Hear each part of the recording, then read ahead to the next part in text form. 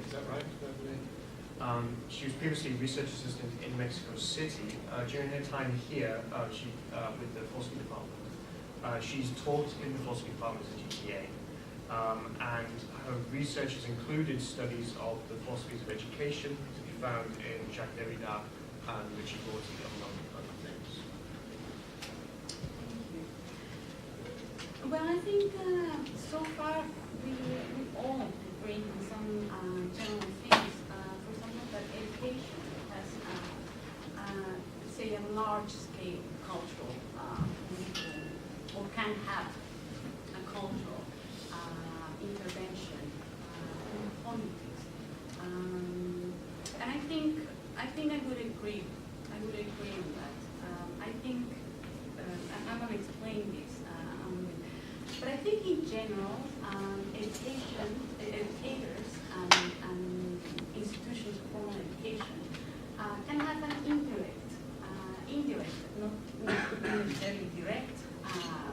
I mean, like Timo was saying, students engage in social movements, etc. So there can be ways of engaging directly in activism in social movements. But as educators, I think our role is more indirect on the lines that have been said. Well, first of all, what is activism? I think, first of all, we need to understand what activism is, or at least what we mean when we say activism. And it can be defined in very broad terms. So I'm just going to use it in a very concrete way in relation to social movements. So activism would cover all the actions social and political movements undertake to publicize, contest, defend a particular demand or a particular cause that would have to concern the public. And by the public, I mean what the members of a political community, subgroups within a political community, or a wider community, for example, a global community. That is on activism. On the other hand, institutions of formal education. Formal education, I think, has always had a particular role, which is socialization. It is a socializing agency. So from that perspective, we can think that it has, in a way, a profoundly conservative role. In what sense? Well, socialization involves integrating, say, the new members of a political community in the political community, in the social practices, in the values, in the language, etc., of a particular community. So in a way, it's yes, like passing the teachings of what your parents, the values, etc., the social practices that your parents, for example, or the older people in the political community, engage in the beliefs that they hold as true. And basically, institutions of formal education have the purpose of training, say, the new members in this form of life. But of course, this socialization is not only conservative. It has a profound conservative side, but it also has a productive,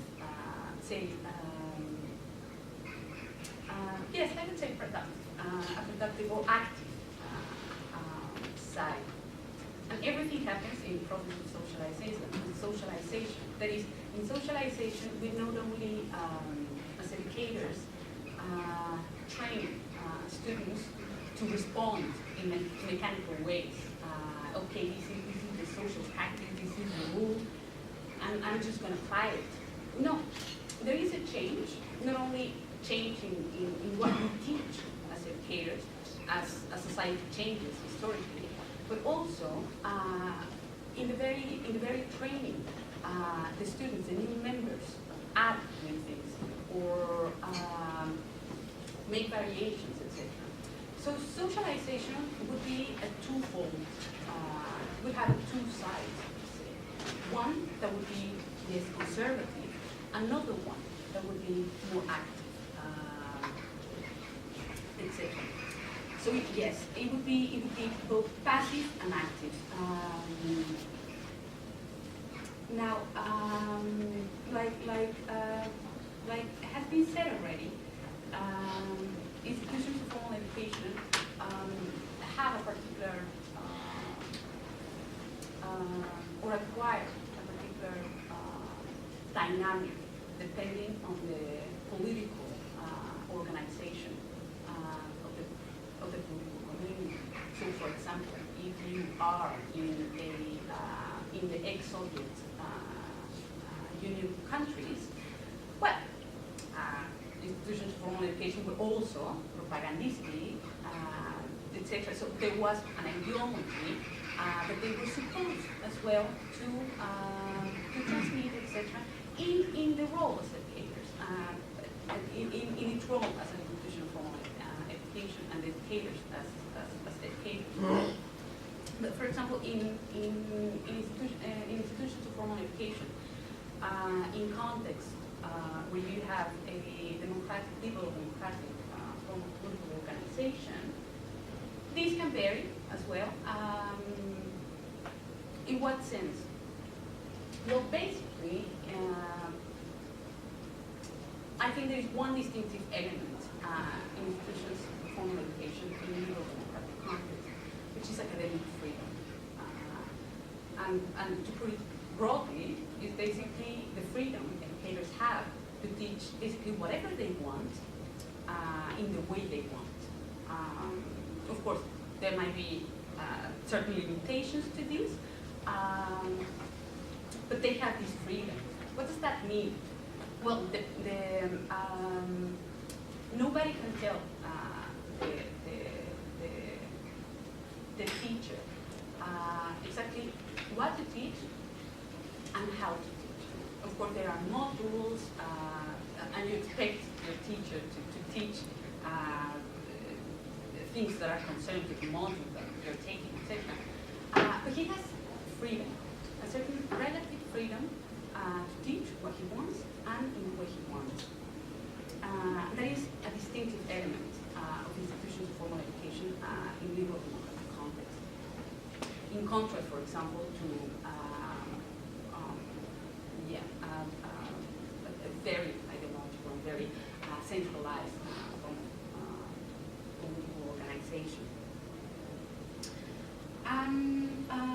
So in liberal context, liberal democratic context, we also have these two elements, as I was saying, in formal education. We have a conservative, say passive side of socialization, but also an active side of socialization. And we can say that since kindergarten to higher education, these two sides are present. There is a different emphasis depending on what level of education we're thinking about. So, for example, I would say that up until high school, there is a strong emphasis on the passive side. On the passive side, again, training you in social practices, in the language, etc. of your community.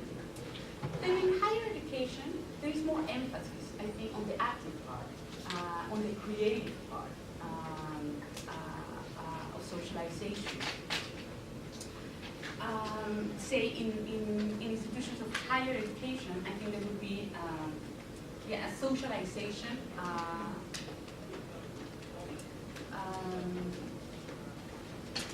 Or to put it in a different way, educators would socialize to create and to criticize.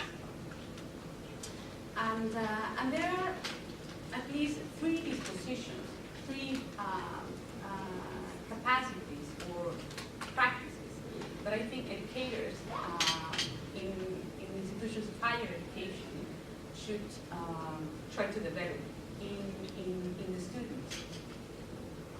And I think these dispositions, these three practices, I don't need to say these are the only practices educators in higher education should try to develop. I think these three dispositions would be particularly useful for activism. One is the disposition to question, and that's very basic, asking questions, but in a distinctive way. In particular, is the practice of asking questions, but without expecting an ultimate correct answer. Rather, the point should be to keep the question open, to ask again, and not only ask questions about the materials that you receive, the institutions of your community, etc., but also questions about yourself. So, for example, the motivations that you have for partaking in the social movement, for having the practices that you have, holding the beliefs that you hold, etc. So it's not only critical of the society, but also self-critical. Then the second disposition, I think, is the disposition to experiment, to try things, to fail again and again, and continue again. And then the last one, which I think is very important, I would say a disposition that I would call historical consciousness. That is, being aware not only of the, say, of the context where you are, but also the historical location of that context. But not only that, it talks about, for example, the conceptual conventionalism, the ideologies that you hold, etc. Where is this coming from? Etc. So these three dispositions, I think, educators in higher education should try to develop, and I think these three dispositions would be useful for activism. But once again, I think it is only by trying to develop these dispositions in the students, rather than telling the students what to think, what to believe, what position to adopt, etc. Is, once again, trying to develop this disposition, intervening in activism in an indirect way. And I'm going to leave.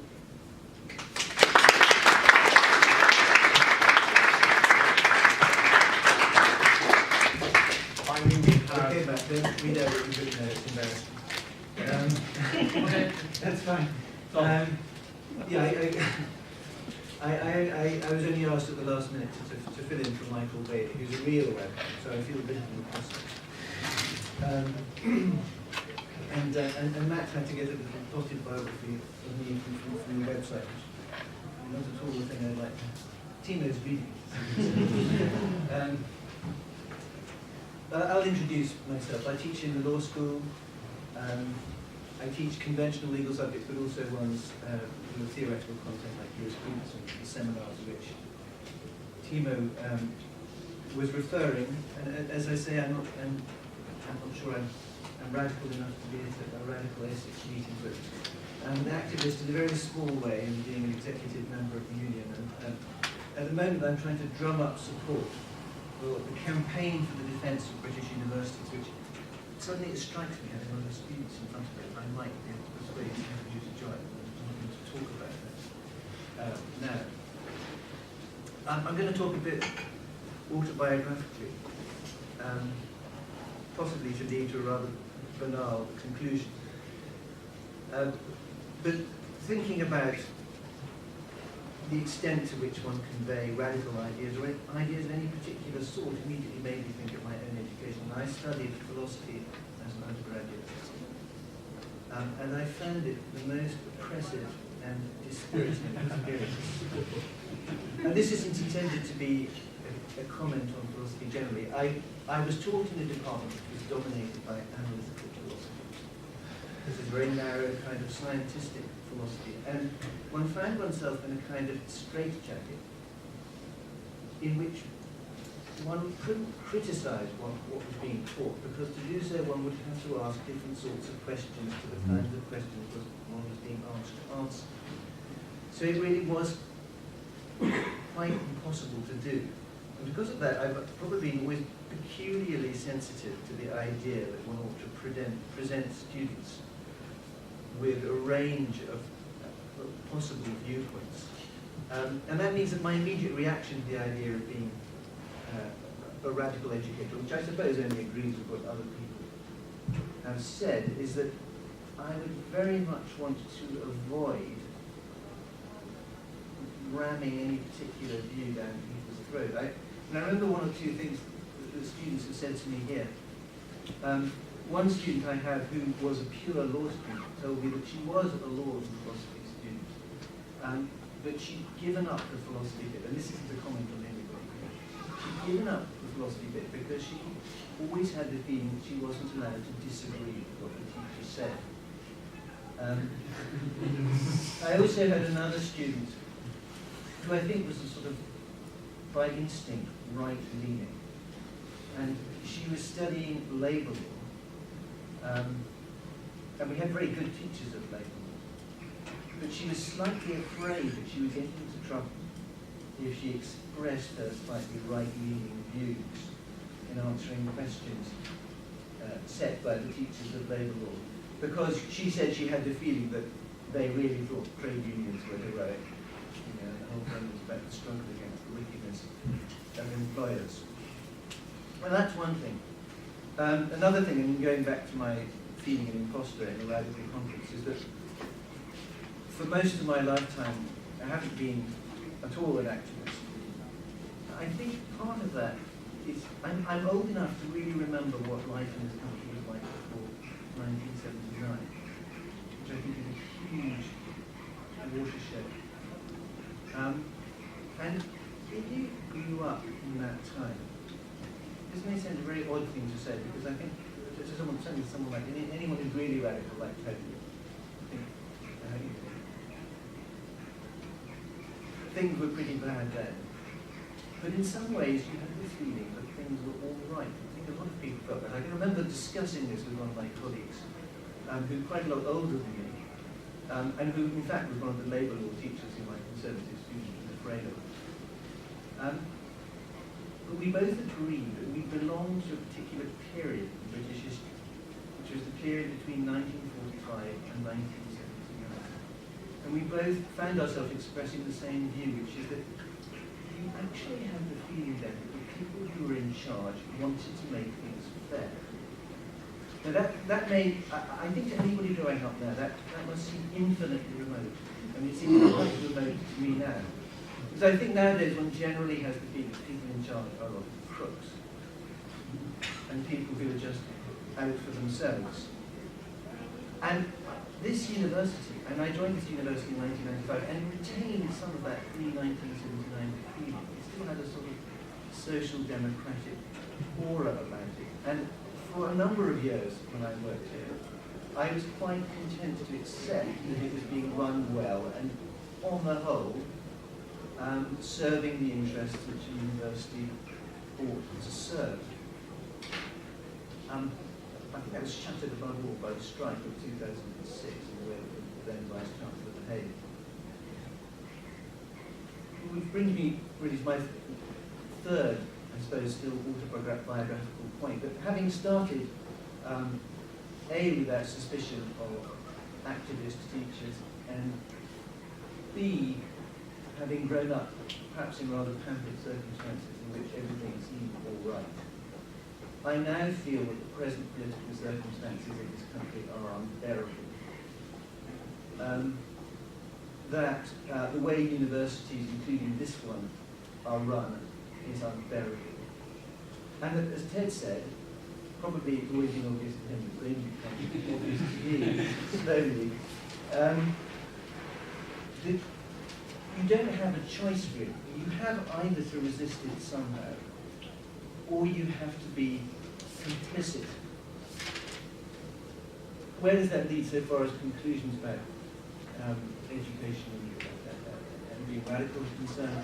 Well, only really to the sort of conclusions we've already heard. That, you know, I would want to be able to present students with a range of opinions, but certainly I would want to be able to present them with the material that would enable them to understand what was wrong with present circumstances, to see that they were contingent. And therefore, if they were so inclined, to decide for themselves to do something about it and to resist it. But it seems to me also, this is again a thing which has come to me latterly, I've begun to think, most students are so ignorant about politics.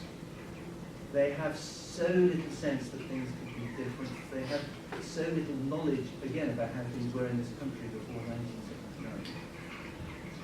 1979. That I would be failing in my duty if I didn't try to give them some idea of how things might be different, on what is wrong.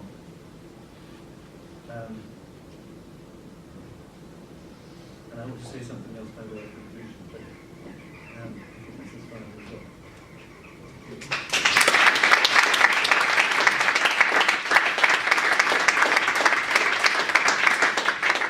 One thing I didn't say, which I will insist on saying, is that Tom agreed to do this very much at the last minute. So. That sounds like an apology for what I just... It wasn't that bad, really. But how it came across. But thank you, Tom. So, Ted, do you have time for questions? About 3 or 4 minutes. Okay, so if we can maybe take 1 or 2 questions, beginning with questions that are specific to Ted, and which shows you can. So, is there anything specific to Ted? In my last years of high school, my chemistry teacher once came in, wrote the profit formula on the chalkboard, and said, for the next 3 days, I'm going to teach you Marx, not chemistry, because you can't go out in the world without knowing it. And so it's what he did, and for the 3 days, he just taught us Marx. And I'm really happy about that now, but I wanted to ask, what if you think it was right or wrong? It depends what the context was. High Was he school. teach? Was he? Oh, right. So. He was a chemistry teacher, Okay. nothing to do with economics or stuff. Well, I think actually, Marx did quite a lot of stuff on agricultural chemistry. So Yeah, he might have- but he didn't teach us that for sure. But I think if I'd been in the position of that chemistry teacher, I would have tried to set up a school club or society and allow people to come and voluntarily. I mean, I think it is important for people to learn Marx. But they also need to develop the critical capacities to investigate Marxism. But he actually just gave us the economic part. He just basically told us how Marx figured out the challenge. So he didn't really give a lot of I don't know, let's say hard types of opinions, let's say. Right. But he did. I mean. Well, I teach 3 lectures on Marx in our corpus, but they're taught alongside Durkheim and Weber and sort of. And the slight irony was that actually I came to give my big lecture on Marxist capital on the day that we had the strike. So Marx would have laughed at that. Yeah, a couple of weeks ago, a person who was in the 70s found the page saying I was the last student to get expelled from Essex, and I didn't get an invitation. It was ironic, obviously. And then he said my greetings to Ted Benton. And then I asked him, why did you get expelled? And he explained something that similar actions that we do today, and we still face an opposition from the university at the time that the university is trying to marketize our radical history here on campus by creating some posters for the freshers, putting the megaphone around campus as a symbol of radicalism on campus. At a time that we face serious problems with the proctor or university in general. So what do you think About the recovery by the university of that radical It's culture? kind of hypocrisy that they're marketizing the history at a time that they're chasing us. Well, I just hope that actually people will see the contradiction. It's a dangerous thing to do from their point of view.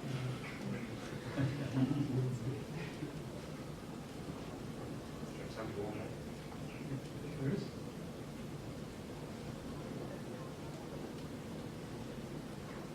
Well, that's good. Oh, there's somebody. Yes. Yeah, I guess you're from social sciences, humanities, which are critical disciplines, as am I, and obviously it's important in class to help people think critically, but when it comes to encouraging people to think as activists, as political actors, I just want a few examples of how you make that personal for people to reflect on their own lives without ramming it down their throats. With this question, should we perhaps Yeah. open it up to the Yeah, panel? yeah. Ted, if you want to begin, and then we'll. I think what's interesting is that all four of us, in slightly different ways, have really tried to address that question. So it isn't specific to me. Do you want to say something about it now? No, not really. Except that I Give us think some examples. partly, by your own examples, in the sense that, I make it clear when I teach maths that every time I kind of read the 1844 manuscripts, I get my head in a twist, And, if you recognise your own limitations in relation to the study that you're doing and communicate that to students, I think it is a kind of respect, and it is something that, is kind of in a way central to the trust that emerges in that relationship if it's conducted properly. But I don't know whether that answers the question. It's the best I can do. Anyway, I'm really sorry about this. There's a clash of influence. I'd really like to stay.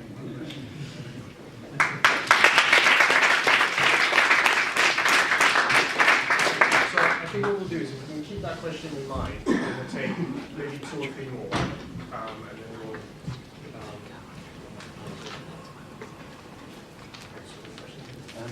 How free do you feel to attend meetings like these, and what you said?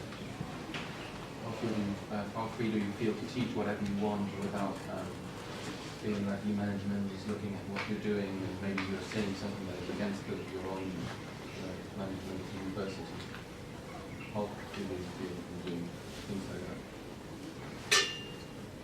Yeah, I think my question touched on that, which is how is the environment changing for academics? So obviously with 0-hour contracts and just like the general precariousness of academics, how is that kind of changing your ability to voice dissent of the system? And how's that working out? Yeah, I thought your talk revealed something very important that's happening at this moment or at this political juncture, that people are forced to become radicals because of the objective circumstances that prevail in the world around them. And I think it was somewhere in the French Revolution that someone said, like, it's not, you don't have a revolution when the poor revolt, but when the poor lawyers start to revolt. And I think, it's like when when academics are so impoverished that you start to have actually the potential for imagination, but also for different kind of imagination, but also for emancipation. But what I really thought was interesting was what you said, because I think that in some ways, like, there is a political economy, underlying a political economy, which we're coming to terms with and which is closing off different options. But there's also an ideological dimension, which you didn't speak about so much, but I imagine that we have your ideas of how the ideological apparatus reproduces different ideas. Because I think that in some ways students as well as academics for a long time now have actually internalized certain neoliberal paradigms that have happened inside and have been inside of the university. So for example, I give lectures like scanning in, attendance monitoring, the number of little things that academics do on a day-to-day basis have been kind of reproducing the university as it currently is and have been playing along. And students in the same way have actually, and I've been at university for far too long, have actually played